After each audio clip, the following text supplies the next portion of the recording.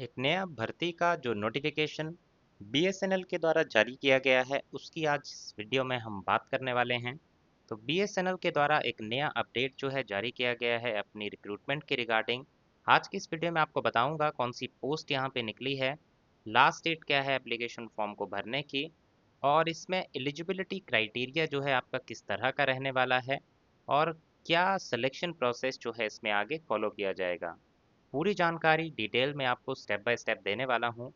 सबसे पहले यहाँ पे बता दूँ आपको, तो बीएसएनएल यानी कि भारत संचार निगम लिमिटेड, जो कि भारत सरकार की एक ऑर्गेनाइजेशन है, सेंट्रल गवर्नमेंट के अंतर्गत कार्य करती है ये ऑर्गेनाइजेशन, और यहाँ पे परमानेंट गवर्नमेंट जॉब्स का नोटिफिकेशन यहाँ पे जारी किया गया है, जिसमें वैकेंसीज हैं सीनियर एग्जीक्यूटिव ट्रेनी की, जो कि डायरेक्ट रिक्रूटमेंट के माध्यम से यहाँ पे की जा रही है ऑल इंडिया बेसिस पे। तो ऑल इंडिया से आप मेल हैं या फीमेल हैं, दोनों ही कैंडिडेट इस एप्लीकेशन फॉर्म को भर सकते हैं। और इसमें अगर इम्पोर्टेंट डेट्स की बात की जाए तो लास्ट डेट है एप्लीकेशन फॉर्म सबमिट करने की 15 अप्रैल 2026। और अगर आपके कोई एप्लीकेशन फॉर्म में आपसे गलती हो जाती है तो उसको आप एडिट भी कर सकते हैं, उसके लिए आपको टाइम दिया जाएगा 16 अप्रैल से लेके 23 अप्रैल 2026 के बीच में। Date and time of examination अभी तक मेंशन नहीं किया गया है, वो आगे आने वाले टाइम में उसकी जानकारी दी जाएगी, तो वो भी हम आपके पास लेके आएंगे। इसके लिए ज़रूरी है आपने हमारे इस यूट्यूब चैनल को सब्सक्राइब किया हो, ताकि इस तरह की जो अपडेट्स होती हैं उनकी जो जानकारी है वो आप तक पहुंच सके। तो जितनी भी टेक्निकल जॉब्स होती हैं, चाहे इंजीनियरिंग डिग्री के रिलेटेड हो, पोस्ट ग्रेजुएटेड इंजीनियरिंग डिग्री हो आपकी, या आईटीआई किया हो या डिप्लोमा किया हो इंजीनियरिंग का, तो आपके लिए जितनी भी अपडेट्स होती हैं गवर्नमेंट जॉब्स की वो हम लेके आते हैं इस यूट्यूब चैनल पे। तो चैनल को ज़रूर सब्सक्राइब कर लें ताकि इस तरह की अपडेट्स आप तक टाइमली पहुंच सके। साथ ही साथ यहाँ बता दूं आपको, जो एप्लीकेशन फॉर्म है वो आपका भरा जा रहा है externalexam.bsnl.co.in पे, या फिर इसका डायरेक्ट लिंक अगर आप चाहते हैं तो आप हमारे टेलीग्राम चैनल पे जाइए, वहाँ पे हम इस तरह की इंपॉर्टेंट इन्फॉर्मेशन आपको प्रोवाइड करते हैं डेली बेसिस पे, जिस पे आपको काफ़ी यूज़फुल इन्फॉर्मेशन मिलेगी और आपको भी लगेगा कि काफ़ी इंपॉर्टेंट चैनल है जो आपको फॉलो करना चाहिए। तो एक बार ज़रूर विजिट करें। टेलीग्राम चैनल का लिंक इसी वीडियो के जब आप डिस्क्रिप्शन में जाते हैं तो वहाँ पर आपको मिल जाएगा। अब यहाँ पे दूसरी बात कर लेते हैं इसके मेन नोटिफिकेशन की, कि क्या क्या एलिजिबिलिटी क्राइटेरिया है, क्या क्या अप्लाई करने की प्रोसेस है। तो इसमें आपकी वैकेंसीज जो हैं वो है सीनियर एग्जीक्यूटिव ट्रेनी की, टेलीकॉम सेक्टर में 95 वैकेंसीज हैं, और फाइनेंस स्ट्रीम के लिए भी यहाँ पे वैकेंसीज हैं जो कि हैं 25। तो ऐसा नहीं है इंजीनियरिंग वाले ही यहाँ एप्लीकेशन फॉर्म भर सकते हैं, उसके अलावा फाइनेंस स्ट्रीम के लिए भी यहाँ पे वैकेंसीज हैं। तो अगर वो भी कोई कैंडिडेट है आपके जान पहचान में, उसको भी आप बता सकते हैं कि इस तरह की वैकेंसीज जो हैं वो बीएसएनएल में जारी की गई हैं। इसके बाद अगर बात करें आपकी एलिजिबिलिटी क्राइटेरिया में, सबसे पहले आपकी एज की, तो आपकी एज 21 साल से लेके 30 साल के बीच में होनी चाहिए। अगर आप 21 से लेके 30 के बीच में हैं तो आप एप्लीकेशन फॉर्म भर सकते हैं। 30 से ज़्यादा उम्र वाले यहाँ एप्लीकेशन फॉर्म नहीं भर पाएंगे। कुछ लोगों के लिए ये एक्सेप्शन है यहाँ पे कि आप अगर 30 से ज़्यादा भी हैं तो आप अप्लाई कर सकते हैं।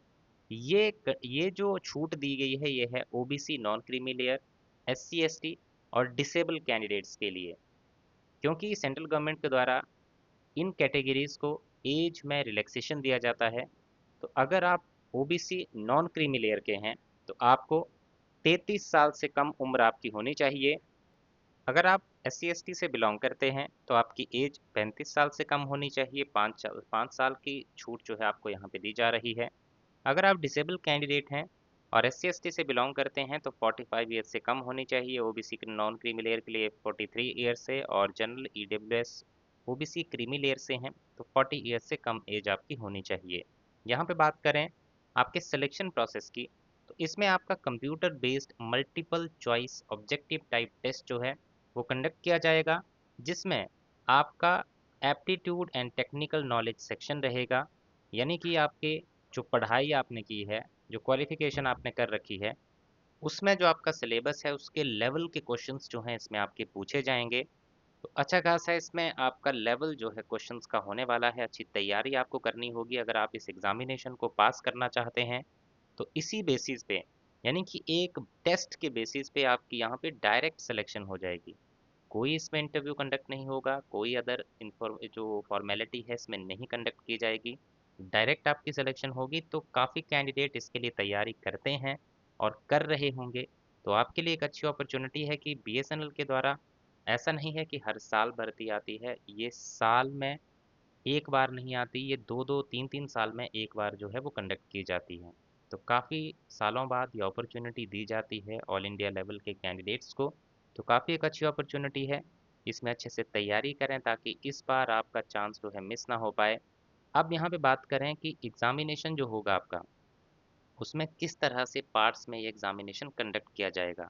तो आपके होंगे 2 पार्ट। पार्ट 1 जिसमें एप्टीट्यूड टेस्ट होगा, जिसमें एप्टीट्यूड के क्वेश्चंस पूछे जाएँगे। पार्ट 2 जो होगा वो आपका कोर सब्जेक्ट होगा, यानी कि जो आपने टेक्निकल स्टडी की है अपने ग्रेजुएशन के दौरान, उसके क्वेश्चंस 160 नंबर के यहाँ पे पूछे जाएँगे। इस तरह से 200 नंबर का आपका पेपर होगा। 180 मिनट का समय जो है इसका में आपको दिया जाएगा। इसी के रिलेटेड जो सिलेबस होगा, यानी कि सिलेबस जो है आपको पता होना चाहिए। सिलेबस ही ऐसी मेन चीज़ है, अगर वो आपको पता है, उसका आपको डिटेल में नॉलेज है, तो आप अच्छे से अपने एग्ज़ाम की तैयारी कर सकते हैं। इसीलिए मैंने सिलेबस का एक अलग से वीडियो बना के रखा हुआ है, जिसके लिए आपको ऊपर आई बटन दिख रहा होगा, उसमें जाके आप उस वीडियो को देख सकते हैं, या फिर इसी वीडियो के जब आप डिस्क्रिप्शन में जाएँगे वहाँ भी आपको मिल जाएगा, या फिर हमारे यूट्यूब चैनल के डायरेक्ट वीडियो सेक्शन में जाइए, वहाँ पे आपको प्लेलिस्ट मिलेगी सिलेबस की। वहाँ पे जाके आप वो वीडियो डायरेक्ट, वो सिंगल वीडियो है अभी पड़ा हुआ, वहाँ से आप उसको देख सकते हैं। यहाँ पे जब ये एग्ज़ामिनेशन आपका हो जाएगा, तो उसमें आपके जो मिनिमम क्वालिफाइंग मार्क्स होने चाहिए, वो आपके पार्ट 1 में भी 40% होने चाहिए और पार्ट 2 में भी 40% मार्क्स होने चाहिए, और दोनों पार्ट्स को मिला के 50% मार्क्स जो हैं वो होने चाहिए।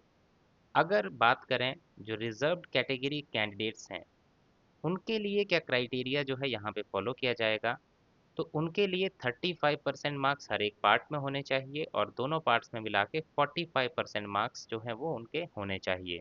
इस तरह से आपकी जो है पूरी सिलेक्शन प्रोसेस इसमें रहने वाली है।